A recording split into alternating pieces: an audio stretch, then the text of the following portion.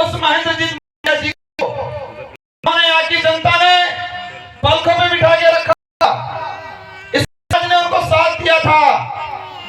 लेकिन वक्त आने पर वो व्यक्ति आपकी कांग्रेस पार्टी को भी धोखा देके चला गया और इस समाज को भी धोखा देके चला गया।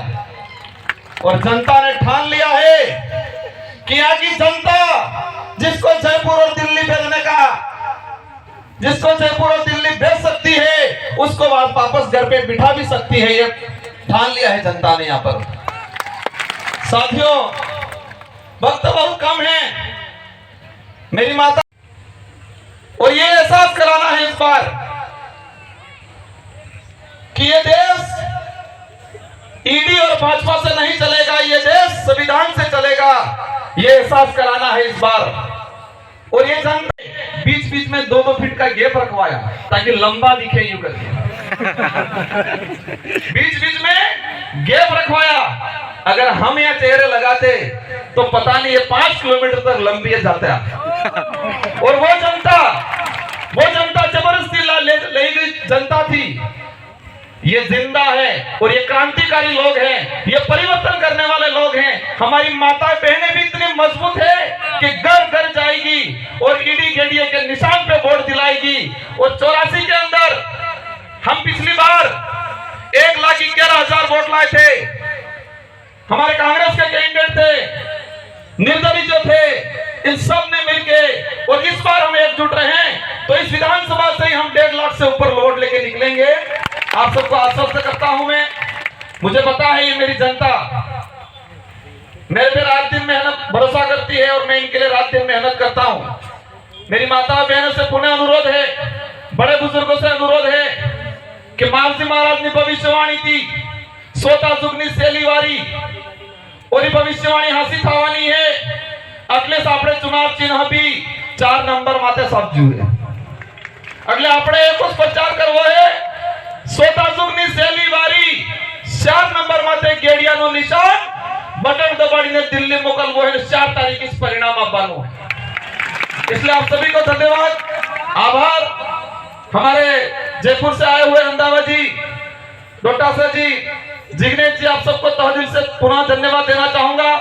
आप निश्चित रहे, ये लोग बिकने वालों के साथ नहीं जाएंगे, ये लोग टिकने वाले लोग हैं और ये चुनाव में एहसास कराएंगे। इन्हीं शब्दों के साथ आप सबको धन्यवाद, आभार, जय जवाहर।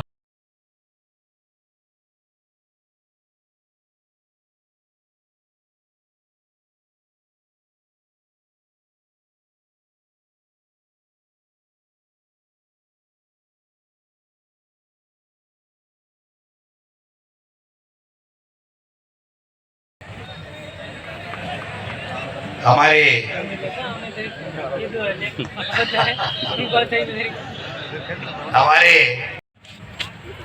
बात चली इंडिया गठबंधन की और भारतीय आदिवासी पार्टी का अन्य स्टेट्स में भी बातें चल रही थी अलायंस की, लेकिन वो बात किन्हीं कारणों से नहीं हुई। लेकिन इस पंजाब के शेर ने, हमारे रंधावा साहब ने कहा कि मैं राजस्थान में मालवीय और बीजेपी को हराने के लिए मैं अलायंस करूंगा और राजकुमार रोज को जिता करके सांसद बनाऊंगा। ये साधारण कठिन था, और कठिन इसलिए भी था कि आदिवासी पार्टी और कांग्रेस पार्टी का जो पूरे 2-3 स्टेट्स में बात चल रही थी, उसमें कई तरह की अड़चनें आ रही थी। तो ऐसे में हमारे अखिल भारतीय कांग्रेस कमेटी ने निर्णय किया कि राजस्थान के बारे में निर्णय, और आप सबने देखा कि रंधावा साहब ने वो निर्णय किया कि अच्छों की पिंडली धूजने लग गई और देश के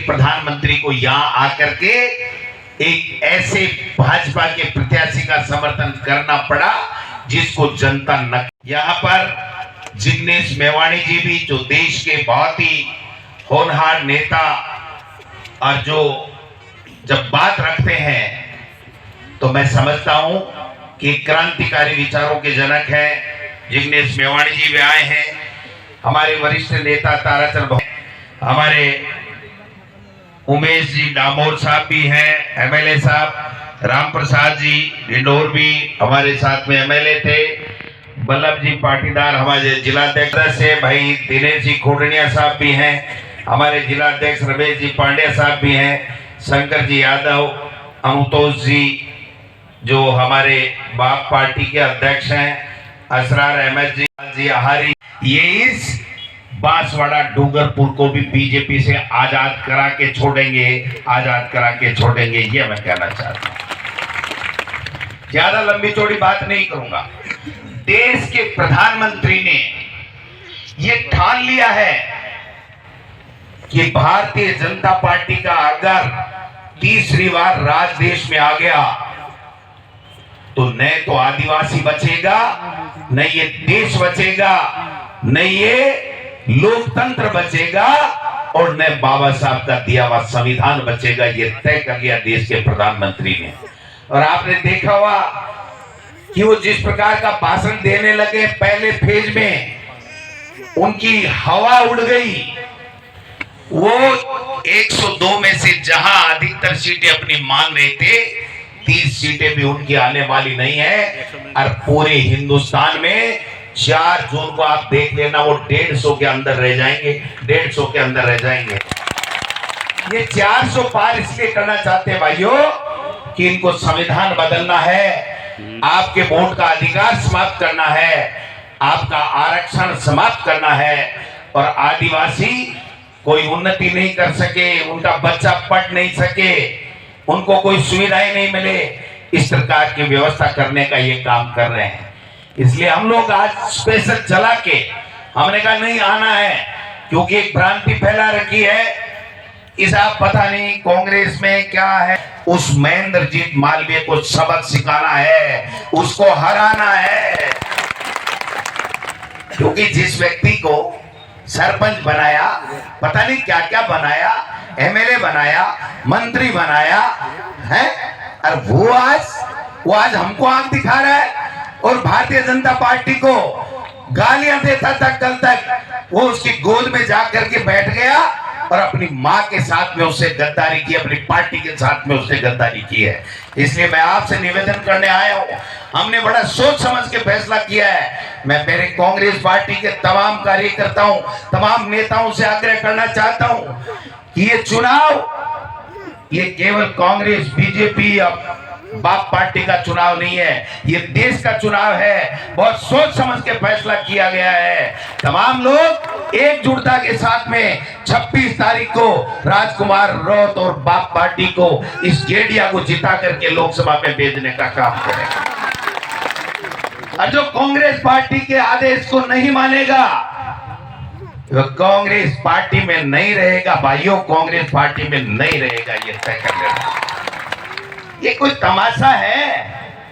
मर्जी है तब जिसने कांग्रेस के हाथ के निशान के ऊपर चुनाव लड़ा, या तो मालवीय की तरह चला जाए, और ये कांग्रेस पार्टी जब बाप को समर्थन दे रही है तो यहां से बांसवाड़ा और डूंगरपुर में यहां से गेडिया को जिता करके लोकसभा में भेजने का काम करे। ये एक संदेश देने के लिए हम लोग आए।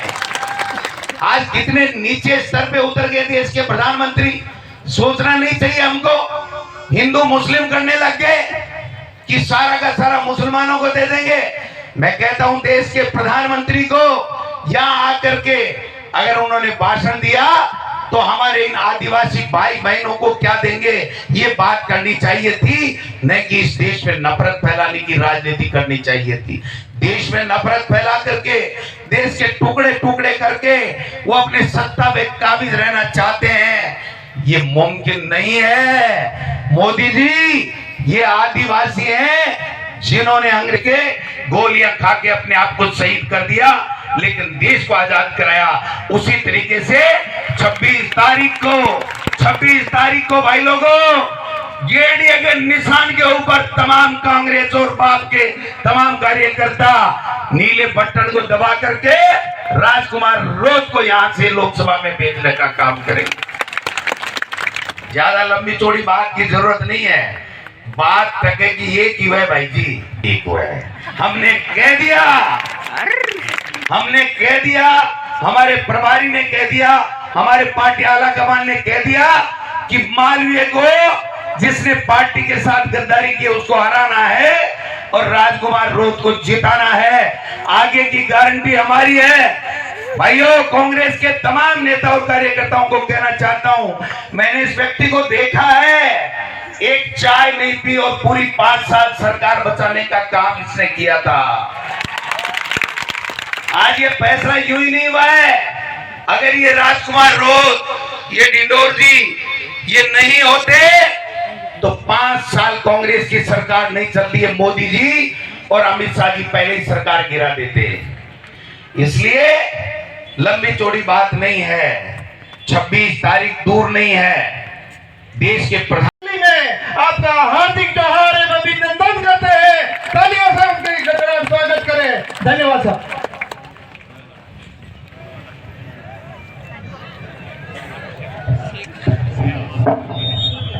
डोटासरा जी, राजकुमार राउत जी और स्टेज पर बैठे सभी लीडर साहबान, मेरे सामने बैठे हिंदुस्तान की आजादी के शेर जिन्होंने, और मेरी बहनों, राजकुमार जी आपने जो आज कहा कि आपकी कौम, आप इसे आदिवासी कहते हैं, मैं इनको जंगल का शेर कहता हूं। इन लोगों ने 13 अप्रैल को, अभी थोड़े दिन पहले, अंग्रेजों ने जलियांवाले बाग में जनरल डायर ने गोली चलाकर 500 से ऊपर पंजाबियों को शहीद किया था। और आपके यहां मैं जब पिछली बार 9 अक्टूबर को आया था 2023 को, वह 1500 आदिवासियों को शहीद किया था। उस शहादत को देश नहीं भूल सकता। अगर अंग्रेजों की नींव हिलाई तो आदिवासियों की शहादत ने उनकी जड़ें फाड़ दी अंग्रेजों की, अदरवाइज अंग्रेज बाहर नहीं जा सकता था। डोटासरा जी आप बोलकर गए हैं, जो आदमी उस पवित्र जगह पर खड़े होकर, जो आपके गुरु गोविंद हैं, वहां खड़े होकर बीजेपी को गाली निकाल रहा था, वो आज बीजेपी के जूतों में बैठा है। इससे बुरी बात क्या हो सकती है? जो अपनी मां का नहीं बनता वो कभी किसी का नहीं बन सकता। आज मैं खड़ा हूं, मैं अपनी मां की बदौलत खड़ा हूं। अगर मां है तो हमारा जन्म, जो जिसने हमें जन्म दिया, अगर हम उसको धोखा दे देंगे तो हमें कभी परमात्मा भी माफ नहीं करेगा।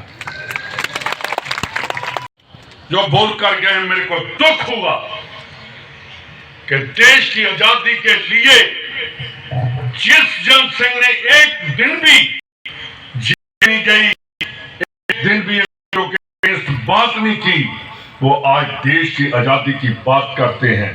मैं पूछना चाहता हूं कि आपने कहा कि जो बॉर्डर पर बैठे हैं किसान, उनको कहा गया जो देश के देश विरोधी हैं, ये आतंकवादी हैं, ये नक्सलवादी हैं। कल आपको भी बोलकर गया। मैं उसको कहना चाहता हूं, मैं उसको पूछना चाहता हूं कि मोदी साहब आप बॉर्डर पर नहीं कभी गए, आपने ना 65 की लड़ाई देखी, ना 71 की लड़ाई देखी। 65 की लड़ाई में डोटासरा जी वहां अमृतसर के बॉर्डर पर अटारी में अब्दुल हमीद था, वो मुसलमान था जिसने देश को बचाया, उसको देश के पाकिस्तान को आगे नहीं आने दिया। उसका जवाब कैसे मोदी देगा? यार, देश हमारा है। और जो